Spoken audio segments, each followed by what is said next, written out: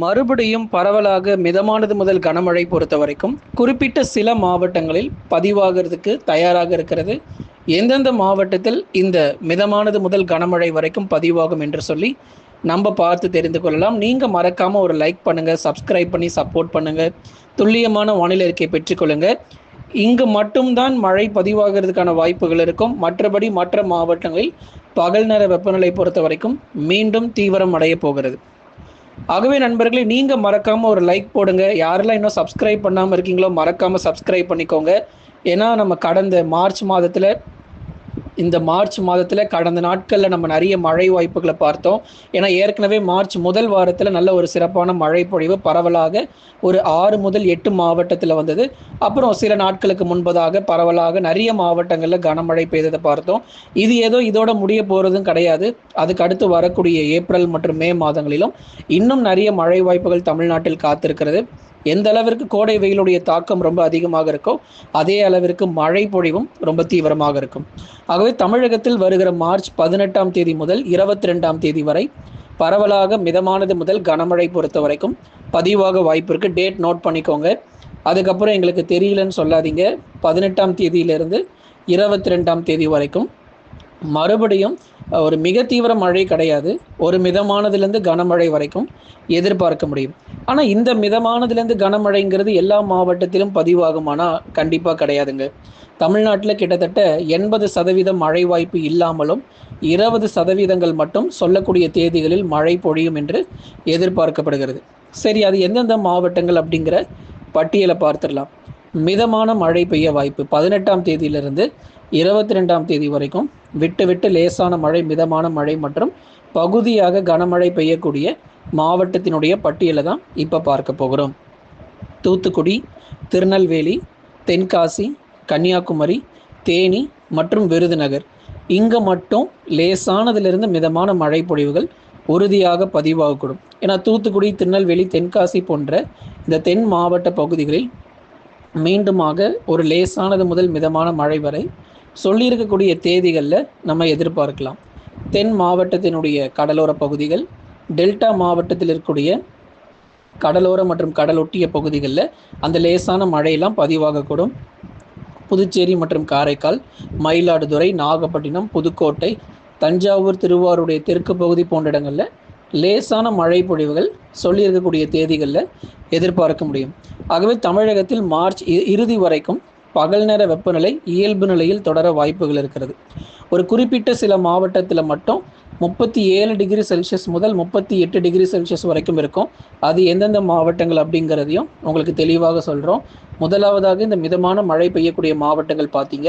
இப்போ லேசான மழை வரைக்கும் எதிர்பார்க்கக்கூடிய மாவட்டங்கள் நாகப்பட்டினம், மயிலாடுதுறை, தஞ்சாவூர், திருவாரூருடைய தெற்கு பகுதி, புதுக்கோட்டை மாவட்டத்தினுடைய கடலோர பகுதிகள், அதுக்கப்புறம் கடலூர், விழுப்புரம் உள்ளிட்ட மாவட்டங்களிலும் லேசான சாரல் மழை மற்றும் மிதமான மழை மார்ச் 18ஆம் தேதியிலிருந்து 22 வரைக்கும் விட்டு விட்டு அவ்வப்போது பகுதியாக பதிவாக வாய்ப்புகள் இருக்கிறது. இது ஒரு மிக கனமழையோ இல்லை அதி கனமழையோ கிடையாதுங்க. ஏன்னா கடந்த முறை நம்ம மிக கனமழை சொல்லியிருந்தோம். அதே மாதிரி கள்ளக்குறிச்சியில் 16 சென்டிமீட்டர் மழை பொழிவு, தமிழ்நாட்டிலேயே அதிகபட்சமாக கள்ளக்குறிச்சி மாவட்டத்தில் அதிகபட்ச மழை பொழிவு. அதுக்கப்புறம் ராமநாதபுரம், தூத்துக்குடி, திருநெல்வேலின்னு நிறைய பகுதிகள் பதிவானதை பார்த்தோம்.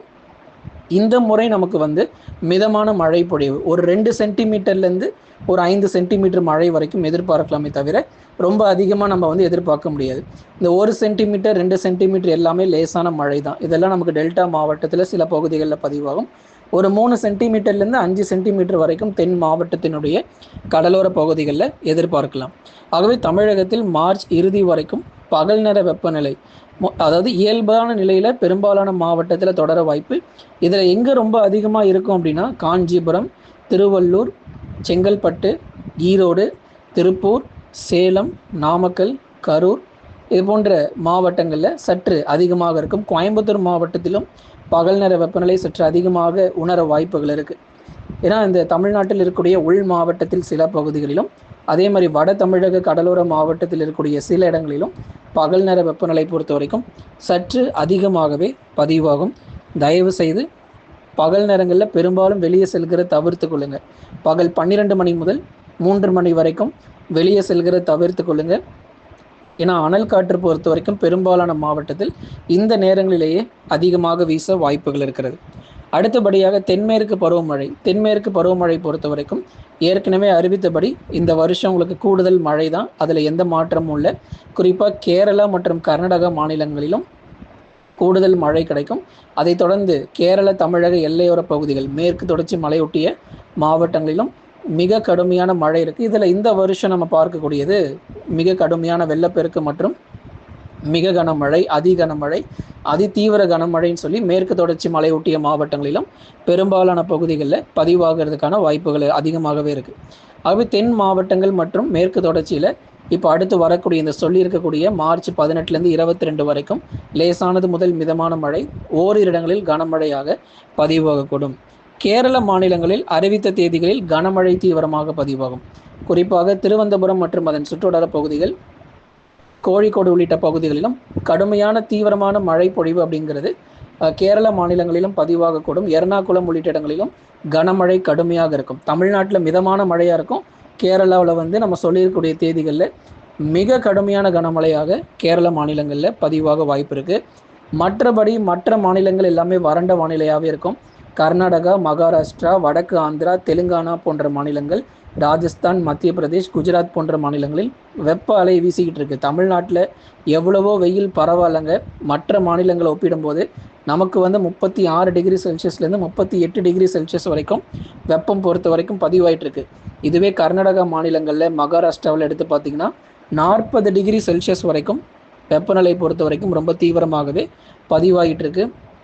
ஆகவே தொடர்ந்து பெரும்பாலான மாநிலங்களில் பகல் நேர வெப்பநிலை உயர்ந்தாலும் தமிழ்நாட்டில் தற்போதைக்கு இயல்பான ஒரு சூழ்நிலையில் இருக்கும்.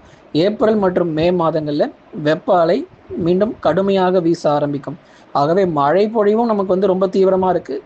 அதே சமயங்களில் நமக்கு வெப்பநிலையும் ரொம்ப அதிகமாக பதிவாகும்.